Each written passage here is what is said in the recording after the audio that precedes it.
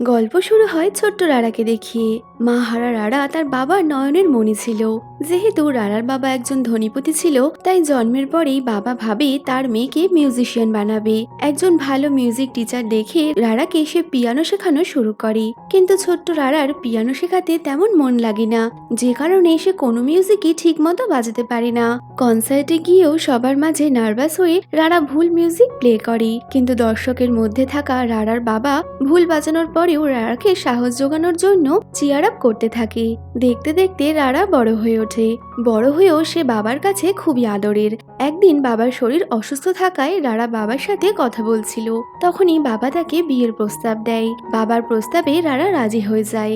অপরদিকে একটা ছেলে সুনহোকে দেখা যায়, যে একটা বিল্ডিং কনস্ট্রাকশনে মজদুরের কাজ করছে। দিনের শেষে বাড়ি ফেরার পথে সুনহো দেখে রাস্তায় অ্যাক্সিডেন্ট হয়েছে। অ্যাক্সিডেন্ট হওয়া ডেলিভারি পার্সন সুনহোকে একটা ফুলের বুকে দিয়ে সামনেরই একটা ওয়েডিং হাউসে দিয়ে আসতে বলে। সাহায্য করতে সুনহো সেই ওয়েডিং হাউসে গিয়ে পৌঁছায়, আর দেখা যায় সেটা রারারই ওয়েডিং হাউস। রারা ওয়েডিং ড্রেস পরে তার বাবার জন্য অপেক্ষা করছে। সুনহো ওয়েডিং হাউসে এসে পৌঁছালে সে রারার রুমে আসে। ওয়েডিং ড্রেস পরে রারাকে দেখতে অসম্ভব সুন্দর লাগছে। সে রারার কাছাকাছি আসলে ভয় পেয়ে রারা সুনহোর নাকে আঘাত করে বসে।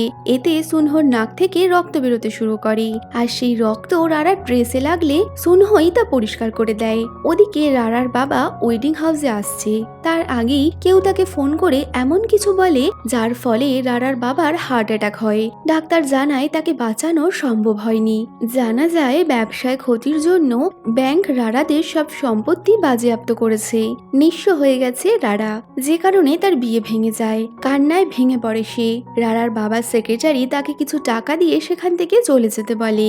সেক্রেটারির দেয়া অর্থ নিয়ে রারা প্রথমে এক ব্রোকারের সাথে দেখা করে, কারণ থাকার জায়গা না থাকায় তাকে প্রথমেই একটা বাড়ি কিনতে হবে। সে ব্রোকারের দেখানো একটা বাড়ি কেনে, কিন্তু দুদিন পরেই জানা যায় ওই ব্রোকার তাকে ঠকিয়েছে। ব্রোকার তার সব টাকা লুট করে রারাকে নিঃস্ব করে পালিয়ে গেছে। এদিকে সুনহো একটা অ্যাপার্টমেন্টে ভাড়া থাকে। সেও বসে রারার কথাই ভাবছে, কারণ ওয়েডিং হলের ঘটনাগুলো ঘটার সময় সেও ওখানেই ছিল। কিন্তু এর মধ্যেই সেখানে দুজন অজ্ঞাত ব্যক্তি সুনহোর খোঁজ করতে আসে। তারা সুনহোকে ধরেই ফেলতো, কিন্তু সুনহো কোনো রকমে পালিয়ে যায়। অন্যদিকে একজন মহিলা গাড়ি চালাতে চালাতে তার হাজবেন্ডের সাথে কথা বলছে। তাদের কথায় বোঝা যায় এই মহিলা সুনহোর মা। হাজবেন্ডের সাথে কথা বলা হয়ে গেলে তার মা এক অজ্ঞাত ব্যক্তির সাথে কথা বলে, যে কিছুক্ষণ আগেই সুনহোকে ধরতে এসেছিল, এবং বোঝা যায় সুনহো বাড়ি থেকে পালিয়ে গেছে, যে কারণে তার মা সুনহোকে ফিরিয়ে আনার জন্য লোক লাগিয়েছে। পাশাপাশি আমাদের পরিচয় হয় ডক্টর এনসিওর সাথে। এনসিও ওই একই শহরে থাকে, কিন্তু তার ইচ্ছা সে গ্রামে ফিরে ডাক্তারি করবে। শহরের আদব কায়দা তার কেন জানি না ভালো লাগছে না। এই নিয়ে এনসিও তার ওয়াইফের সাথে তর্ক বিতর্ক হলে শেষ পর্যন্ত এনসিও তার ওয়াইফকে একটা ডিভোর্স পেপার ধরিয়ে গ্রামের উদ্দেশ্যে বেরিয়ে পড়ে। অন্যদিকে সব হারিয়ে রারা শেষ পর্যন্ত তার বাবার কবরস্থানের সামনে বসে কাঁদছে। সে বলছে, বাবা, আজ বুঝতে পারছি তুমি আমায় কতটা আদর যত্নে মানুষ করেছো। এই দুনিয়া বড়ই নিষ্ঠুর। আমি এই দুনিয়ার সাথে কোনোভাবেই লড়াই করতে পারছি না। বাবা, তুমি আমায় বলো আমার এখন কি করা উচিত। এই বলতে বলতে তার মনে পড়ে মিউজিক টিচার শহর থেকে বাইরে একটা গ্রামে বসবাস করে। রারা সিদ্ধান্ত নেয় সে ওই মিউজিক টিচারের কাছে ফিরে যাবে। রারা গ্রামের উদ্দেশ্যে রওনা হয়। যাওয়ার পথে এক স্থানে গাড়ি সামলাতে না পেরে রারা একটা ছেলেকে ধাক্কা মারে, সাথে সে নিজেও আহত হয়। ছেলেটা পড়ে গেলে দেখা যায় ওটা আসলে সুনহো ছিল। সে উঠে এসে দেখে রারা অজ্ঞান হয়ে গাড়িতে পড়ে আছে। সুনহো রারাকে হসপিটালে নিয়ে আসে। সেখানকার ডাক্তার ছিল এনসিও। এনসিও রারার ট্রিটমেন্ট শুরু করে। অন্যদিকে অ্যাক্সিডেন্টে সুনহো কিছুটা আহত হয়, যার ফলে তাকে ফার্স্ট এড করে দেওয়া হয়। এনসিও রারার গার্জিয়ান হিসেবে সুনহোর পরিচয় জানতে চাইলে সে বলে রারা নাকি তার থেকে টাকা ধার নিয়েছে, যে কারণে সে রারাকে সুস্থ করে তুলছে। এরপর সুনহোর দেখাশোনায় ধীরে ধীরে সুস্থ হয়ে ওঠে রারা। কিন্তু রারার তো যাওয়ার কোনো জায়গা নেই, যে কারণে সুনহো তাকে সেই বাড়িতেই নিয়ে আসে যেখানে সে ভাড়ায় থাকতো। সুনহো যে বাড়িতে ভাড়ায় থাকতো সেই বাড়ির মালকিন এবং তার মেয়ে জুন সুনহোকে খুব লাইক করে, যে কারণে তারা রারাকে রাখতে রাজি হয়। তো ট্রিটমেন্ট চলাকালীন হসপিটালের ডাক্তার এনসিওরও রারাকে বেশ পছন্দ হয়েছিল, যে কারণে সেও রারার খোঁজ খবর করতে সুনহোর বাড়িতে এসে পৌঁছায়। পাশাপাশি রাতে সুনহো ফ্রেশ হচ্ছে, তো ওয়াশরুমে জল না থাকায় সে জলের বোতল আনতে যায়। এমন সময় একটা বোতল সুনহোর হাত থেকে পড়ে বিছানার তলায় চলে গেলে যেহেতু রারা ঘুমোচ্ছে তাই সুনহো ওটা নিতে রারার উপর দিয়েই যাচ্ছিল। আর তখনই রারা চোখ খুলে দেখে খালি গায়ে সুনহো তার উপরে বসে আছে, যা দেখে রারা প্রচন্ড জোর চিৎকার করে। জুন ও ডাক্তার এনসিও রারার আওয়াজ শুনে সেখানে এসে তাদের এইভাবে দেখে অবাক। পুরো বিষয়টা বোঝার পর জুন তো কোনো মতেই রারাকে সুনহোর সাথে থাকতে দিতে চায় না, যে কারণে রারা জুনের সাথে থাকার জন্য যায়। কিন্তু জুনের মা রারাকে খারাপ খারাপ কথা শোনালে মনের দুঃখে রাতের বেলায় রারা বাড়ি থেকে বেরিয়ে যায়। রারা চলে গেছে শুনে সুনহো এবং ডাক্তার এনসিও তার খোঁজ করতে বেরোয়। অনেকক্ষণ খোঁজাখুঁজির পর সুনহো রারাকে খুঁজে পায় এবং নিজের সঙ্গে করে বাড়িতে নিয়ে আসে। আর জুনের মাকে বুঝিয়ে সুঝিয়ে কোনো মতে রারার থাকার একটা ব্যবস্থা করে দেয়। যেহেতু রারা পিয়ানো বাজাতে জানতো তাই সেভাবে ওই গ্রামের মিউজিক স্কুলে পিয়ানো বাজিয়ে সে টাকা উপার্জন করতে পারবে, যার মাধ্যমে সে সুনহোর থেকে নেওয়া টাকা ফিরিয়ে দেবে। আসলে হসপিটালে রারার সমস্ত বিল সুনহোই দিয়েছিল, যা রারা তাকে ফিরিয়ে দিতে চায়। তো সেখানকার মিউজিক স্কুলে জব লেগে গেলেও রারার হাতে প্লাস্টার থাকায় কিছুদিন পর তাকে জয়েন করতে বলা হয়। মনের আনন্দে সে খবরটা রারা জুনের মাকে জানাতে তার বিউটি পার্লারে আসে, যেখানে দুজন মহিলা রারাকে দেখে চিনতে পারে। যেহেতু রারার বাবা অনেক ধনী ব্যক্তি ছিল তাই তার সম্বন্ধে সমস্ত বিষয়টা জানাই খুব স্বাভাবিক। ওই মহিলারা বলে, শুনেছি নাকি তোমার বাবার সেক্রেটারি আসল কালপিট, সেই তোমার বাবাকে ফাঁসিয়েছিল। সোজা সরল রারা ভাবতো তার বাবার সেক্রেটারি এমন করতেই পারে না, কিন্তু বিষয়টা তেমন ছিল না। অপর প্রান্তে তার বাবার সেক্রেটারিকে দেখা যায় যে বিলাসবহুল ক্রুজে আনন্দের জীবন কাটাচ্ছে। অর্থাৎ ওই মহিলাদের বলা কথাগুলোই ঠিক, রারার বাবাকে ঠকিয়েছিল তার সেক্রেটারি।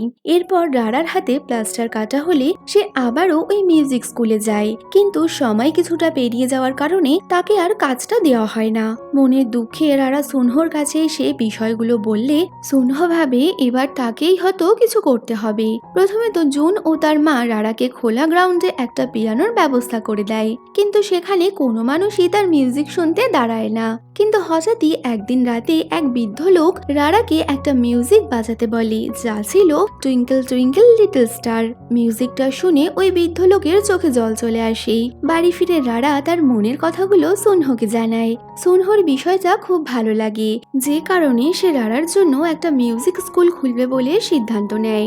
অনেক কষ্টে অর্থ জমিয়ে সুনহো রারার জন্য একটা পিয়ানো কিনবে বলে ঠিক করে। কিন্তু হঠাৎই একদিন রারার কাছে একটা দামি পিয়ানো আসে, যা দেখে রারা ভাবে এটা হয়তো তার সোশ্যাল ফ্রেন্ড তাকে পাঠিয়েছে। বিষয়টা সুনহো লক্ষ্য করে, কিন্তু সে রারাকে কিছু বলে না। রারার নিজস্ব মিউজিক স্কুল শুরু হয়, যার নাম রাখা হয় লালা পিয়ানো ল্যান্ড। এতে রারা অনেক হ্যাপি। রারা এরপর জোর কদমে তার মিউজিক স্কুলের প্রচার চারিদিকে শুরু করে, সাথে তার অনলাইন ফ্রেন্ডেরও খোঁজ চালায় যে তাকে পিয়ানো পাঠিয়েছিল। অন্যদিকে সমুদ্রের পাড়ে একটা মৃতদেহ পড়ে থাকতে দেখে পুলিশ তার ইনভেস্টিগেশন করে, যেখানে তারা একটা আই কার্ড পায়, আর এই আই কার্ডটা ছিল সুনহোর। পুলিশ এরপর সুনহোর মাকে খবরটা দেয় যে তার ছেলের মৃতদেহ সমুদ্রের পাড়ে পাওয়া গেছে, যা শুনে সুনহোর মা কান্নায় ভেঙে পড়ে। কিন্তু মা কোনো মতেই বিষয়টা মানতে পারছিল না, যে কারণে সে ডিটেকটিভদের সুনহোর খোঁজ চালাতে যেতে বলে। ওদিকে ডক্টর এনসিও রারার সাথে মেলামেশা করার সুনহোর সেটা মোটেই পছন্দ হচ্ছিল না, কিন্তু সে সরাসরি রারাকে কিছু বলতেও পারে না। এরকমই একদিন রাতের বেলা রারা বাড়ি ফিরবে, তো এনসিও তাকে নিতে আসছে, আর তখনই প্রচন্ড জোর বৃষ্টি নামে, বিদ্যুৎও চমকাচ্ছে। সুনহো কেমন যেন অস্থির হয়ে ওঠে। রারা তাকে কি হয়েছে জিজ্ঞেস করলে সুনহো কিছু না বলে রারাকে নিজের কাছে টেনে জড়িয়ে ধরে। কিছুটা সময় পর রারা এনসিওর সাথে ফিরে যাচ্ছিল, কিন্তু প্রতিনিয়ত রারার সুনহোর কথাই মনে পড়ছে, যে কারণে মাঝ রাস্তায় রারা গাড়ি থেকে নেমে আবারও সুনহোর কাছে ফিরে যায়। সেই রাতটা রারা সুনহোর সাথেই থাকে, এতে সুনহোরও অনেক ভালো লাগে। এরপর রারার মিউজিক স্কুলে ওই বৃদ্ধ ব্যক্তি আসে, যাকে আমরা দুদিন আগে রাতের বেলায় মিউজিক শুনতে দেখেছিলাম। ওই ব্যক্তি বলে, আমি তোমার কাছে পিয়ানো শিখতে চাই। রারা ওই ব্যক্তিকে সেই মিউজিকটাই শেখায় যা ওনার স্ত্রীর প্রিয় ছিল। সুনহোর মা ওই ডিটেকটিভকে তাড়াতাড়ি তার ছেলেকে খুঁজে বের করতে বলে, কারণ কিছুদিনের মধ্যেই সুনহোর বাবা বাবা দেশে ফিরবে, তার আগেই সুনহোকে খুঁজে বের করতে হবে। ডিটেকটিভ সুনহোর খোঁজে ওই গ্রামে গিয়ে পৌঁছায় যেখানে সুনহো বর্তমানে থাকছে। অন্যদিকে ডক্টর এনসিও একটা কেস নিয়ে শহরের হসপিটালে এলে সেখানে কিছু পোস্টারে সে সুনহোর ছবি দেখে অবাক হয়ে যায়। এনসিওর এক বন্ধু তাকে বলে, এই ছেলেটা তো আমাদের হসপিটালের মালিকের ছেলে, আর শোনা গেছে নাকি কিছুদিন আগে থেকেই তার খোঁজ পাওয়া যাচ্ছে না। বিষয়টা শুনে এনসিও ভাবে, সুনহো যদি এত বড় ঘরেরই ছেলে হবে তাহলে সে ওইভাবে কেন নিজের জীবনযাপন করছে। এই ভেবে সে সুনহোর সাথে কথা বলতে গেলে সুনহো বিষয়টা এড়িয়ে যায়। রাস্তা দিয়ে যেতে যেতে সুনহো ভাবছে, আর আমরা দেখি স্কুলে পড়াকালীন সুনহোর এক বেস্ট ফ্রেন্ড তার চোখের সামনেই অ্যাক্সিডেন্টে মারা গিয়েছিল। যে আঘাতটা সুনহো সহ্য করতে পারেনি, সে ঠিক মতো লেখাপড়াও করতে পারছিল না, যে কারণে পরিবারের সাথে তার দূরত্ব বাড়তে থাকে। একটা সময় বাবার সাথে ঝগড়া করে সে বাড়ি থেকে বেরিয়ে আসে। এই সব ভেবে সুনহো খুব আপসেট ছিল। সুনহোকে আপসেট দেখে রারা তার সাথে কথা বলতে আসে, কিন্তু সে রারাকেও কিছু বলে না। পরে রারা তার স্কুলের বাইরে একটা বাচ্চাকে দেখতে পায় যার পিয়ানো শেখার খুব ইচ্ছে। ছেলেটার নাম মিং। রারা মিংকে পিয়ানো শেখাতে শুরু করে। অপরদিকে ওই ডিটেকটিভ সুনহোর খোঁজে সেই বৃদ্ধ ব্যক্তির কাছেই আসে যাকে রারা পিয়ানো শেখাতে শুরু করেছে। জানা যায় ওই ব্যক্তি হলো পুরো জায়গাটার মালিক। পরে সুনহোর মা ওই বৃদ্ধ ব্যক্তির সাথে দেখা করে তাকে কিছু টাকা দিয়ে বলে, যদি আমার ছেলের কোনো খোঁজ পান তাহলে সর্বপ্রথম আমাকেই জানাবেন। এই বলে সে সেখান থেকে চলে যায়। বৃদ্ধ ব্যক্তি টাকাটা সুনহোকে দিয়ে বলে, তোমার মা প্রতিনিয়ত তোমার খোঁজ করছে, কতদিন এইভাবে তুমি সবার চোখের আড়াল হয়ে থাকবে। আসলে ওই ব্যক্তি সুনহোর আসল পরিচয় জানতো, যে কারণে সে তার মাকে কিছু জানায়নি। সুনহো জানতো না সে কতদিন এইভাবে লুকিয়ে লুকিয়ে বাঁচতে পারবে। সে তার মায়ের দেওয়া টাকা বৃদ্ধ লোকটিকে ফিরিয়ে দেয় এবং বলে, এটা আপনি রাখুন, এটা রারার মিউজিক স্কুলের ভাড়া।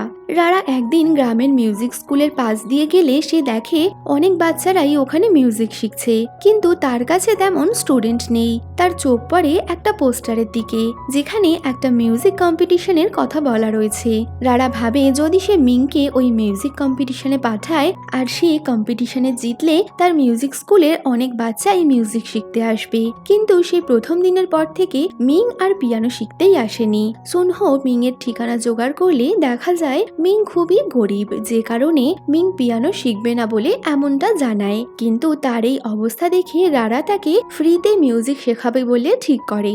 অন্যদিকে জুন সুনহোকে প্রপোজ করলে সুনহো বলে তার মনে অন্য কেউ আছে। জুন বুঝতে পারে সেই মেয়েটা ছিল রারা, যে কারণে জুন প্ল্যান করে রারা এবং ডক্টর এনসিওকে মুভি দেখতে পাঠিয়ে দেয়। এনসিও ও রারা মুভি দেখতে গেছে খবরটা পেয়ে সুনহোর মন ব্যাকুল হয়ে ওঠে। সে রারাকে ফোন করছে, কিন্তু রারা তখন এনসিওর সাথে মুভি দেখছে। মুভি দেখে বেরোনোর সময় এনসিও রারাকে নিজের মনের কথা বলতে গেলে রারা এনসিওর কথা না শুনেই তাকে রিজেক্ট করে দেয়। এতে অবশ্য এনসিও রেগে যায় না, বরং বলে, বাপরে বাপ, আমি এত তাড়াতাড়ি রিজেক্ট হয়ে যাব এটা তো ভাবতেই পারিনি। এর মধ্যেই সুনহো সেখানে আসে ও রারাকে নিজের সাথে নিয়ে যায়। রারার প্রতি সুনহোর এই কেয়ার কোথাও না কোথাও রারাকে সুনহোর কাছাকাছি নিয়ে আসছিল।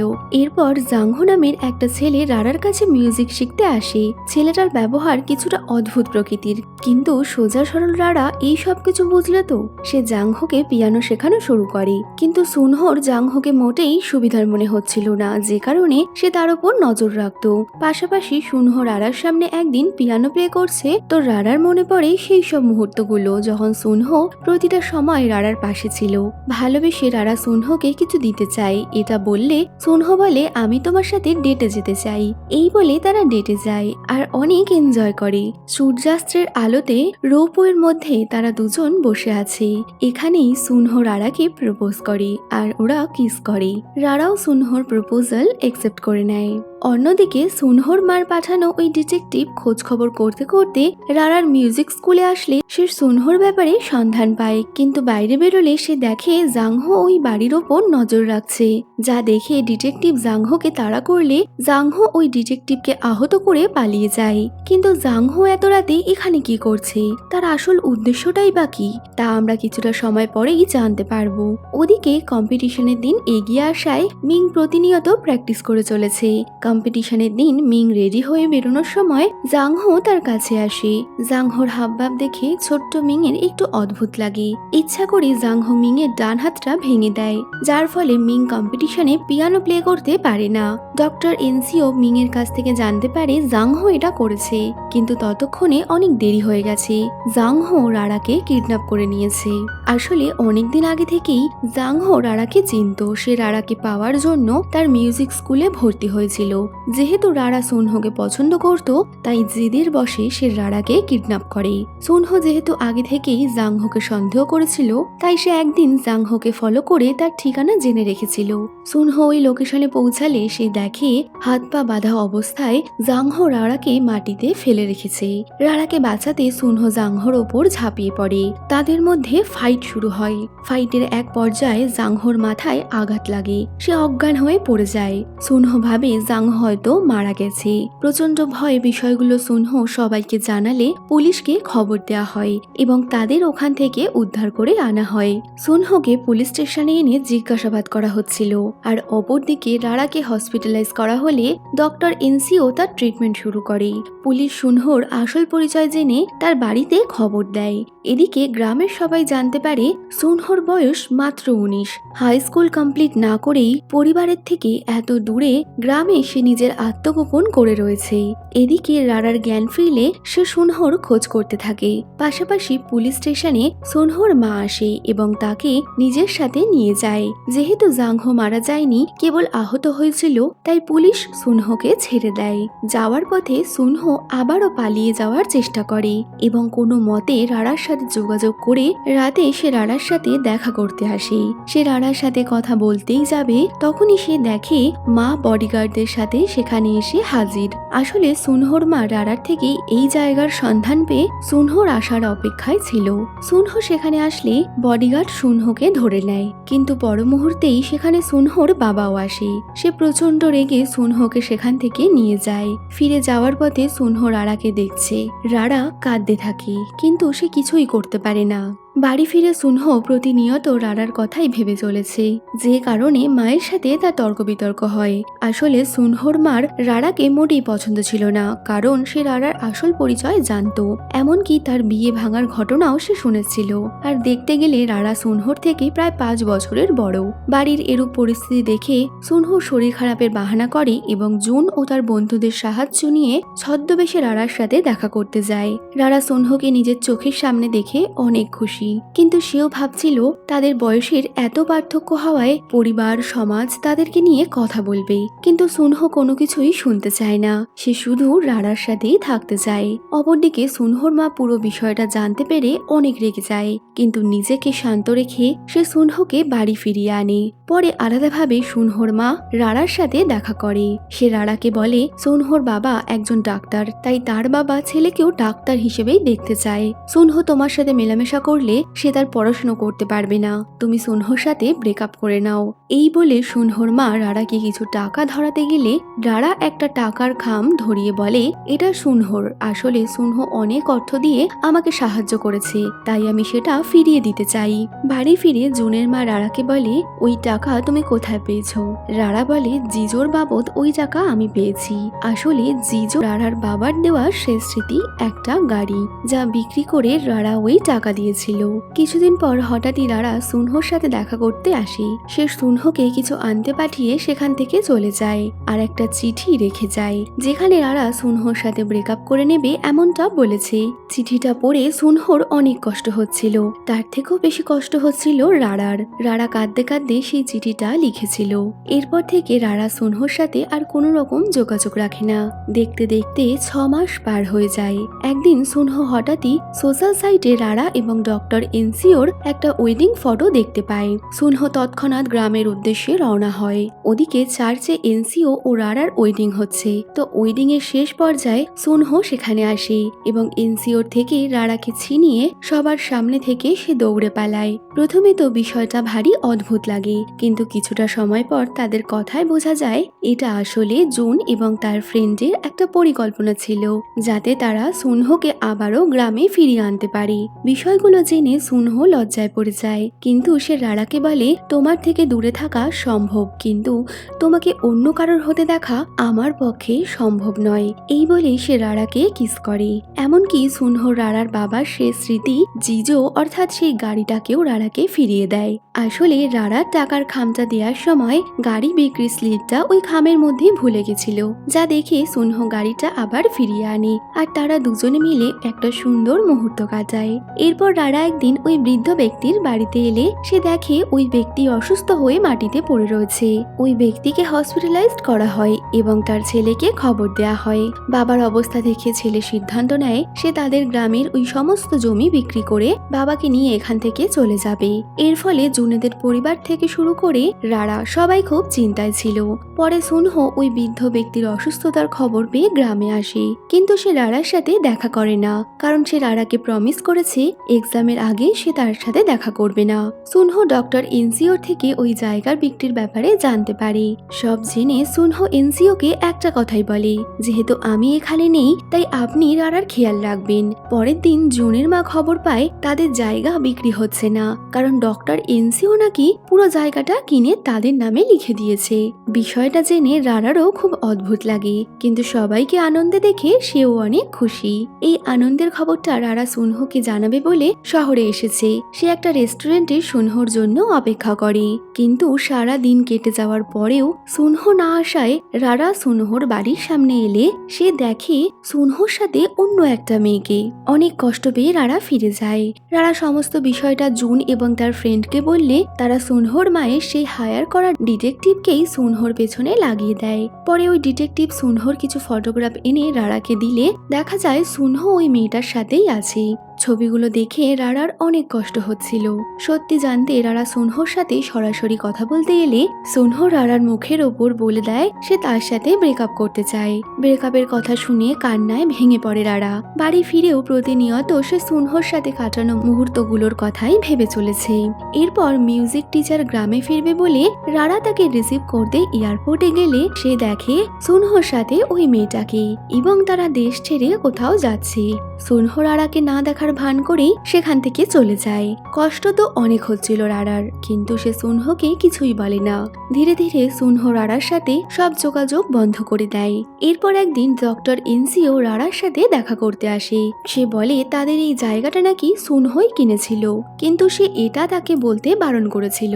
সত্যিটা জেনে রাড়া ভাবে তাহলে সুনহো তার সাথে ব্রেকআপ কেন করে নিল। রাড়া সত্যি জানার অনেক চেষ্টা করে, কিন্তু সে কোনো উত্তর পায় না। এরপর হঠাৎই একদিন সুনহোর মা রাড়ার সাথে দেখা করতে আসে। কাঁদো কাঁদো মুখে মা বলে সুনহোর হাতে সময় খুব কম। গত 1 মাস থেকে সে ব্লাড ক্যান্সারে আক্রান্ত। সে তোমার সাথে ব্রেকআপ করতে চায়নি রাড়া, কেবল তার এই কষ্টের সময়টা যাতে তোমাকে দেখতে না হয় তাই সে তোমার থেকে দূরে চলে গিয়েছে। সুনহোর তাকে ছেড়ে যাওয়ার আসল কারণ জেনে রাড়া তো কোনো মতেই নিজেকে সামলাতে পারছিল না। সে কান্নায় ভেঙে পড়ে। সুনহোর লেখা একটা চিঠি মা রাড়াকে দিয়ে সেখান থেকে চলে যায়। সুনহোর শরীর খারাপের খবরটা পেয়ে গ্রামের প্রতিটা মানুষ এমনকি ডক্টর এনসিওর চোখেও জল চলে আসে। রাড়া একা বসে সুনহোর লেখা চিঠিটা পড়ছে, যেখানে সুনহো বলেছে বন্ধুর মৃত্যুর পর থেকে জীবনে বেঁচে থাকার মানেটাই আমি ভুলে গেছিলাম, কিন্তু তোমাকে রেস্টুরেন্টে সেই প্রথম দেখা থেকে শুরু করে ওয়েডিং হাউস এমনকি ওই গ্রামের প্রতিটা মুহূর্তে তোমাকে পাশে পেয়ে আমি জীবনে বেঁচে থাকার মানে পেলাম। কিন্তু দেখো সব পেয়েও আজ পরিস্থিতি আমাকে তোমার হতে দিল না। চিঠি পড়ে রাড়ার মনে পড়ে 5 বছর আগে হাই স্কুলে পড়াকালীন রেস্টুরেন্টে সে পার্স নিয়ে যেতে ভুলে যাওয়ায় একটা ছেলে তাকে জুস কিনে দিয়েছিল, যে ছেলেটা আর অন্য কেউ নয় সুনহোই ছিল। এমনকি চিঠি পড়ে রাড়া বুঝে যায় তার সেই সোশ্যাল ফ্রেন্ড যাকে সে এতদিন ধরে খুঁজে আসছে, যে প্রতিনিয়ত খারাপ সময় আড়াল থেকে তাকে সাহায্য করে এসেছে, সেই মানুষটাও সুনহো।